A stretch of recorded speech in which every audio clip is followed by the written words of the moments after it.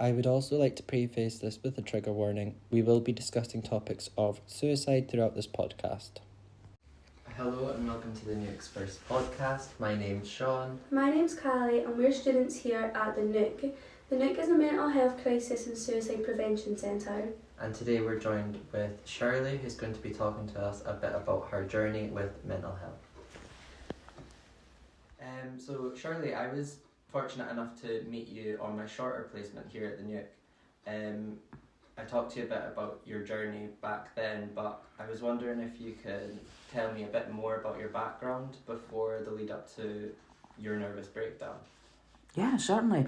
I started off many years back in the forces. I joined the army when I was 18, and through many years in the army, I didn't learn how to develop a work-life balance.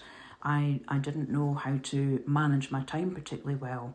When I came into the civilian life, I had no chance. They didn't teach us how to be a civilian, so I ended up becoming a workaholic, and I took on too many projects because I still thought the military way: do as much as possible, work hard, volunteer for things and gain good experience, which is all true. I really did gain a lot of experience, but unfortunately there was a straw that broke the camel's back, which was just a tiny little incident that happened at work, and then bang, the nervous breakdown happened.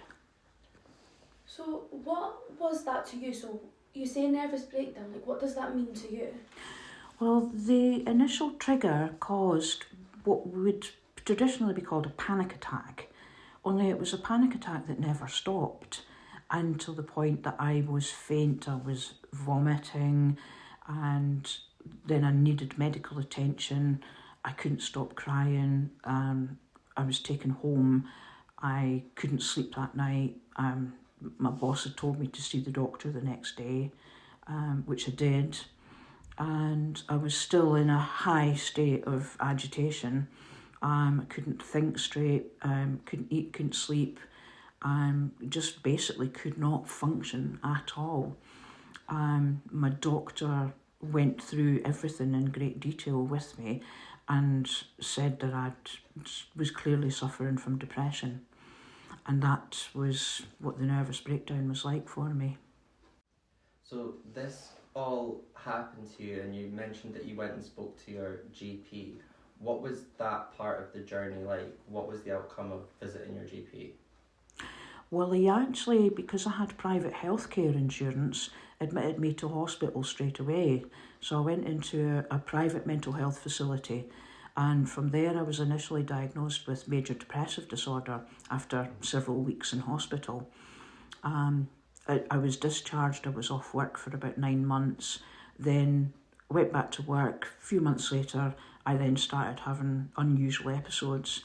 This went on for a couple of years, and eventually I was diagnosed with bipolar disorder. And at round about the same time, I was also diagnosed with a sleep disorder. But the two kind of play off each other, so it was a bit of a mess back there at the time. So you got this diagnosis of bipolar, so how did you cope with that? Well, the answer there is that I didn't cope. I had no coping mechanism at all. I couldn't manage the episodes that I was experiencing, which was swinging constantly from high to low with very little normality in between. It was all new to me, so I was very frightened by what was happening to me. I found that there was so much emotional strain, and there was a lot of hospital admissions, and being detained under the section of the Mental Health Act several times made it even harder to cope. But eventually, through time, through good support through the community mental health teams and through the hospitals, mental health hospitals are nothing to be scared of. They're actually a really safe place to be, and you get tremendously good help from them. And that helped put me back on my feet and see a positive way forward. And I eventually learned to cope step by step with good support. So what led to the hospital admissions and being detained under the Mental Health Act? Was that from the bipolar, or was there anything? Did anything happen following that resulted in these admissions? Well, the bipolar manic episodes caused very erratic behaviour and kind of spontaneous suicidal feelings, or as they call it, suicidal ideation. And they were very traumatising. I mean, I eventually ended up with psychotic episodes, and I needed to be admitted to hospital for my own safety, for my own well-being. As well as suicidal ideation, when I was in manic episode, I had the mother of all depressive episodes that led to my first major suicide attempt, which took place at a railway station where I sat on an overhead bridge, unfortunately waiting for a train to come. But the police arrived before the train arrived, which was quite fortunate for me. So you said that you've had the suicide attempt. Was there any sort of trigger behind this? Was there any lead up to it? Was there any life changes? Yes, there was. I'd been suddenly and unexpectedly made redundant from my work, and that was a huge blow because it wasn't a job, it was a career, it was a way of life for me, because my civilian job had become a mirror of my army life, and I had given my whole commitment, my whole life to that job. So I suddenly lost my identity, I lost my sense of self, and I lost my self-esteem. Everything fell apart all on the spot, literally overnight. So that's what caused that suicide attempt. What was the reason behind being made redundant? Well, that was an interesting one. When I was manic, I worked my socks off for them and did the most amazing projects. I won a leadership award for the work I was doing. I was lucky to be promoted. I was also given pay rises. I was extremely lucky to be given bonuses and company stock as a reward for the work that I was doing. During the depressive periods, I was highly emotional, but I was also intensely creative. And my work benefited from the effect of my moods on my actual standard of work. I moved to a new organisation within the company, and the boss that I was working for at the time had a very dim view of mental health, and she was based in the US. And as a consequence of her dislike of mental health, she was in a position to have me made redundant, and it was all done very, very quickly. So that must have had quite a knock-on effect to your confidence then, especially if you were doing all this work for your organisation, and just because your mental health wasn't the same as yours. Did that have a knock-on effect to you? Oh, it did. It completely destroyed me. I lost my sense of identity. I lost everything that I'd ever known or ever lived for. And I was lost. I floated in and out of each day. I didn't know how to think, act, be, eat, sleep, any of the normal functions. Didn't know how to do any of that. Didn't know how to find my way forward.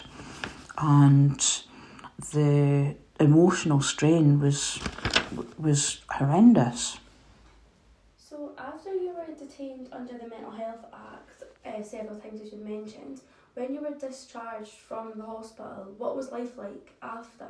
Was it different? Was it the same as before?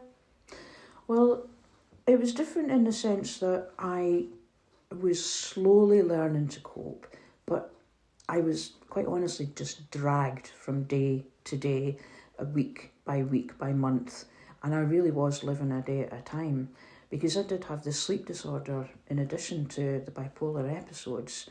I was fatigued, an immense amount of fatigue and daytime sleepiness, and that made it very difficult to do anything meaningful or interesting with my time. eventually I experienced another major suicide attempt that came out of the blue, no trigger whatsoever for it, but I was just in the deepest depressive episode. And this one, in the middle of the night, I lived near a main motorway. I googled to see where the nearest flyover was, and I was lucky there was one that was 2 miles away. So in the middle of the night, in a December night, in freezing cold, pouring rain, I hiked up an unlit road to reach the motorway barrier, and then spent a considerable period of time in the middle of the night trying to climb over this barrier, which was much taller than expected, and my hands kept sticking to the metal because it was so freezing. Then, the next thing I know, I was grabbed from behind, and it was the police. And from there, I was sectioned straight away by the police. They then arranged for an assessment by a mental health practitioner who was on duty with the police, who detained me for 3 days.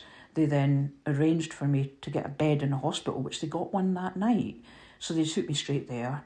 I was detained for 28 days for treatment that I was refusing. And then, because I was still so desperately suicidal while I was in the hospital and made several attempts at opportunities that I got, they then sectioned me for 6 months. During that 6 months in hospital, they, through art therapy, through drama, and through mindfulness and various other relaxation techniques, they helped me learn to cope with the illness in a much better way than I ever had before. So again, being sectioned is really not a bad thing. In the end, it worked out for the good for me. So, did the support continue once you had left the hospital after that visit? Did you continue to get support from them? Yes, it's followed up by something called the home treatment team. Now, they come out and visit you once a day for a period of time, and then every few days, and then once a week, so that they're phasing the care down gently. But at the same time, my family, they really convinced me it was time to relocate from where I was living in Berkshire back to Perth. And I was reluctant to move because I thought I was really settled where I was. But on reflection, I wasn't settled. I was scattered. I was all over the place. But, cut a long story short, it happened within 2 months. I relocated to Perth. And how was that relocation for you? It was difficult because it was scary. Doing things like packing my belongings, throwing away things that I should never have thrown away, having to fly. Luckily, I had a very close family member flew down to help me travel back to Scotland. I had another family member who was working in a removals company, so he was able to come down with a removals van and take all my possessions back to Scotland. So I got really good support from my family to get me back here. Good. So you were already receiving support prior to moving to Perth. So when you did move to Perth, did that support continue? Yes, it did. I was fortunate where I lived in Berkshire. The community mental health team were first class, and through a social worker and a CPN and a psychiatrist, they prepared everything of reports, information, everything that was needed to hand me over to CMHT in Perth. On arrival at CMHT or back in Perth, they did an assessment. They had me have an appointment with a psychiatrist so that he could get to know me, and then they allocated a CPN, and I had a meeting with her once a fortnight. She also arranged for me to have contact with something in Perth called Move Ahead. They helped me to find my way about in Perth and to discover opportunities that I might be able to partake in. And then CMHT allocated me with an occupational therapist, and she helped me work on getting out because recluse was my nature, and we couldn't afford for me to be a recluse. And so I worked with OT to get used to being out and about and going places. So yeah, I was really lucky. I had fantastic support in place. How often was this support in place for when you were back in Perth? I got weekly support with the OT.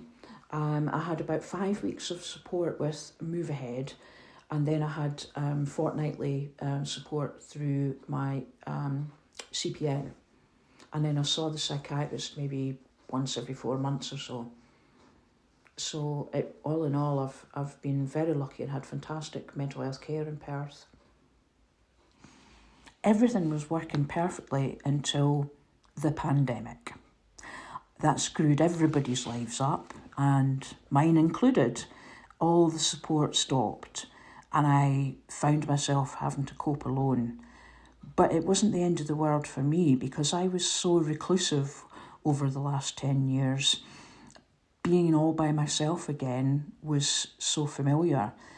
I had a family member who was bringing me meals, doing shopping for me, and I had telephone support from my CPN. She would phone once a week. And then I had support through the walled garden. They did Zoom sessions where we did art and craft Zoom sessions. So, but that was further into the pandemic after lockdown that started. But during lockdown itself, like everybody else, I'm on my own, which was okay. How did that feel? Did you manage to cope okay with it? Well, I did and I didn't. It's bipolar disorder. You're high or you're low, and if you're lucky, you're normal. And if there's such a thing as normality. So once we got settled into the pandemic itself and we got used to a way of living with it, I found I was learning to cope well with my mental health and looking after my mental well-being. Then I had a year drawn out of severe physical ill health that was difficult to pinpoint exactly what was wrong. There was several different things going wrong with me, which the doctor wasn't able to find an actual source for. And that had a terrible knock-on effect on my mental health, and it dragged me down into a deep, deep depressive episode. Then I had 3 major triggers occur in my life that led to a total collapse. And I really did feel I'd reached the end at that point. I started reaching out for help because I knew that I didn't want to end my life. At that stage, I knew I had too much going for me. So I tried to get help through a military charity that I was part of. I tried to get help through CMHT, and unfortunately, that didn't work. And getting pushed back just somehow twisted my thought into thinking, well, my life doesn't actually matter. And at this stage, doing an analysis and realising that for the last several years, I'd actually been living quite a miserable existence under the light, flowing under the carpet. There was always miserableness there because I hated having a mental illness. I hated having a sleep disorder. And once I realised how miserable my life had become, I then accepted it. Well, actually, you know what? This is the end. And that led to me carrying out my final suicide attempt that this time I did carry it out and I did follow through with it. But because you can hear my voice, you know that it didn't work. Somehow, I survived the unsurvivable, which left me to think, well, there must be a reason for me surviving. The PRI, I was in a ward for about a week afterwards, and the staff there were fantastic, and they tried to convince me that, there was a reason for it. I was then transferred to the Murray Royal Hospital, who were absolutely fantastic in helping me find a way forward through what had just happened to me and help me see that life wasn't actually over. The staff in the Murray Royal Hospital actually have got a lot to be thanked for, because I wouldn't have existed if they hadn't have been there and did what they did. I would have come out of hospital and gone and completed to suicide from what I'd learned had gone wrong, if you know what I mean. But I had to deal with being alive, and I didn't know how to do that. But at the Murray Royal, they pointed me to an organisation called the Neuk. And from there, when I was discharged, the home treatment team looked after me for a couple of weeks. Then they brought me down to the Neuk to introduce me to everybody. And I was fortunate that the Neuk took me under their wing. And I was under the care of a mental health well-being mentor. Is that correct? So the well-being mentor gave me 6 weeks of intense help that led me to see, yeah, I can do this. There is an opportunity for living. Despite what I've been through and despite what I've experienced and felt, I can actually make something. So the Neuk stepped in and went one step further, and I got sessions with a hypnotherapist. That made a major change in my life. After a few months of hypnotherapy, we worked on my confidence, and I went from being so shy I was living in a rabbit hole to having full confidence that I felt able to do voluntary work for the Neuk. So you're volunteering now at the Neuk, so that must mean that you had a pretty positive experience. Do you want to mention any more about the experience that you had with them? Absolutely. The biggest part of my recovery journey this year has been the care and support that I received from the Neuk. That was through the wellness mentor, through doing a workshop for several weeks, and then with the hypnotherapy, which I must add at this point, nothing whatsoever to do with stage hypnotherapy. And there is no swinging clocks involved in it neither. But the confidence that I gained from the hypnotherapy helped me to pull myself up by my bootstraps. And the confidence that I've gained, I can't begin to explain how much confidence that I've gained through my experience with the Neuk, through the staff, all of the wellbeing mentors. Everyone is so caring, so supportive, so helpful, and very guiding.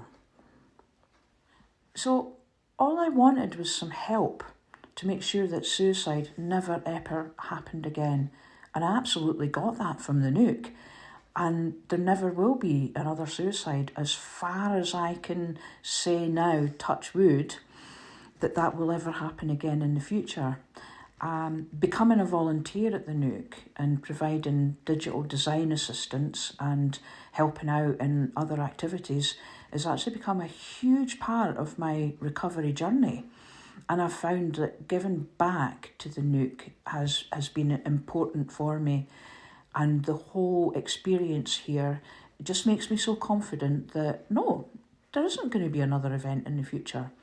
I'm focused on life is for living. So you talked a bit about becoming a volunteer at the Neuk. So there seems to be a lot of positivity around it. Has there been any negativity involved whatsoever? Not with the Neuk directly, but yes, I have experienced a lot of negativity. Sadly, in this day and age, there's still a great taboo around suicide, and there seems to be a great deal of shame based on that word suicide. People's toes curl up and people look wildly as if to say, I don't know what to say here, I don't know what to think, oh, I don't want to hear this. But suicide is one of the most prevalent and leading causes of death through so many age groups in society, particularly in men, through many of their age groups. So we really shouldn't shy away from it as a society. And I'd like to speak up for the person out there, or the people out there who are desperately suicidal, who are battling that same battle I fought day after day and week after week.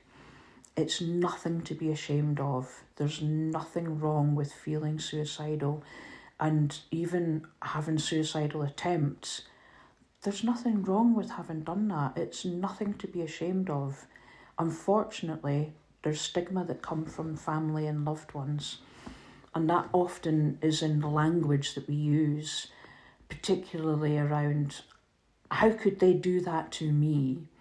And the other one that I've heard a lot is she took the coward's way out. It was a cowardly thing to do. And I can say for both, it is anything but a coward's way out. It was the toughest thing that I've ever done in my life.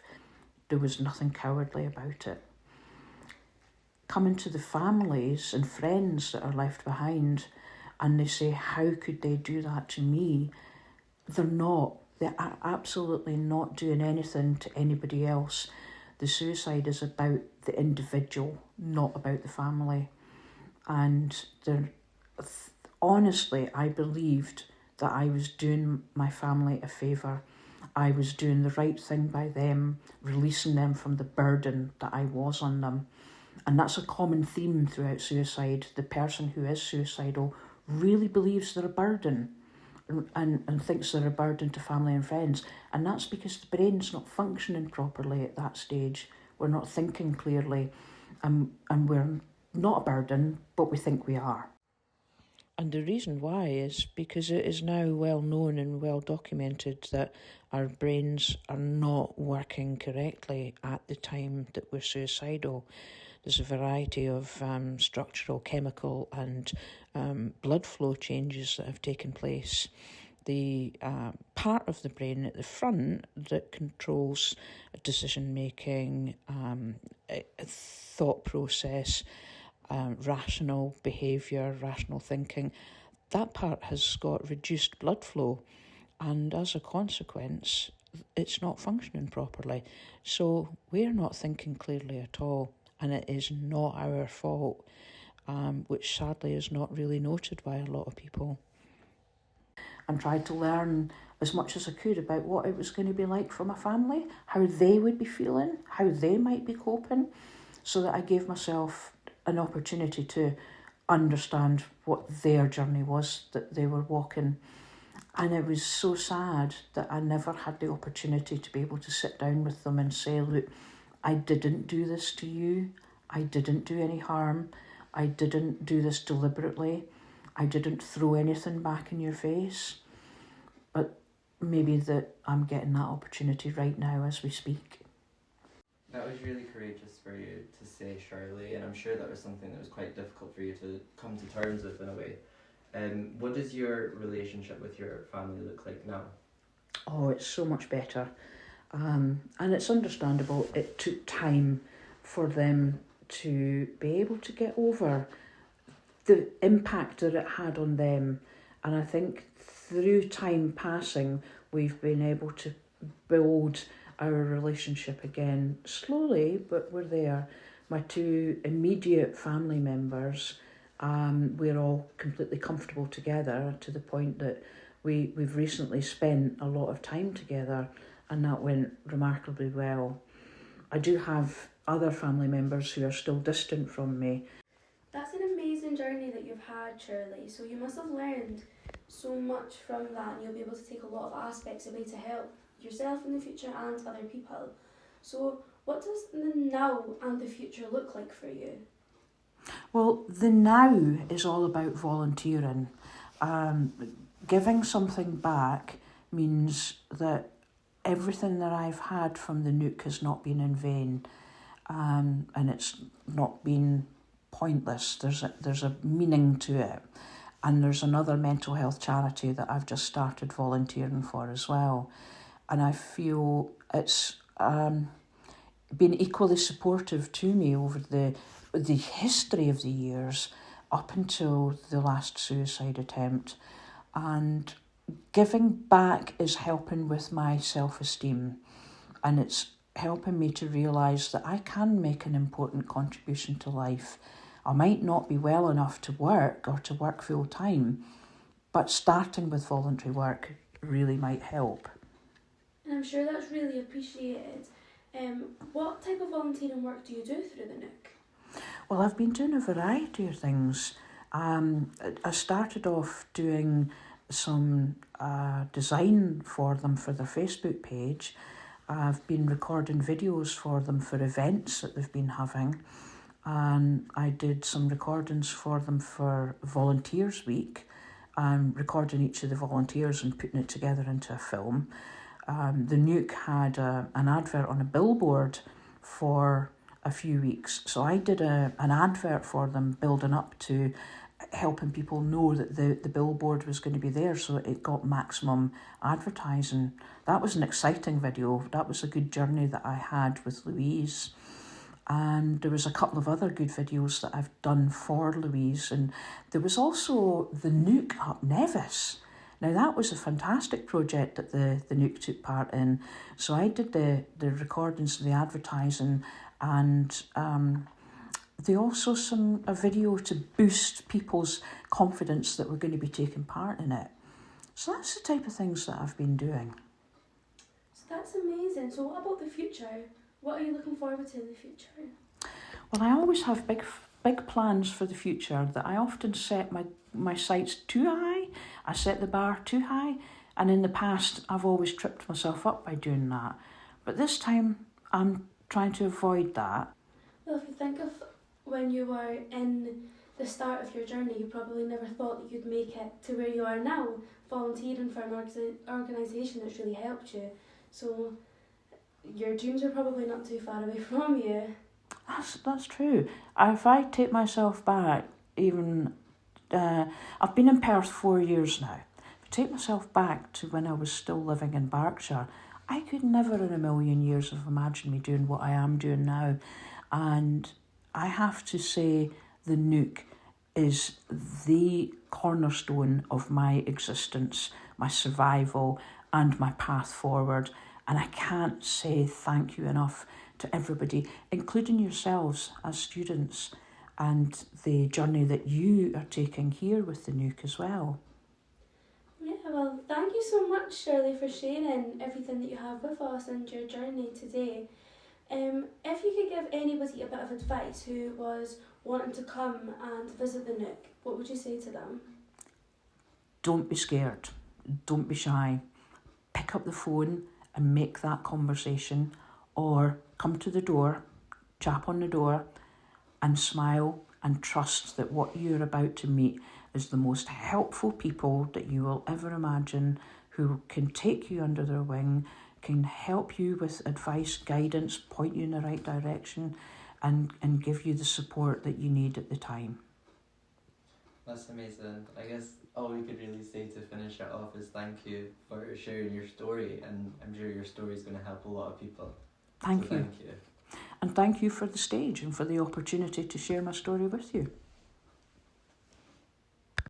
To conclude this podcast, if you are struggling with your mental health or know someone who might be, please feel free to get in contact with the Neuk Mental Health and Suicide Prevention Centre. We are open 9 a.m. until 9 p.m. You can contact us on 01738 718 070. Alternatively, if you are looking for out-of-hours support, you can contact the Samaritans at 116 123 or NHS 24 at 111.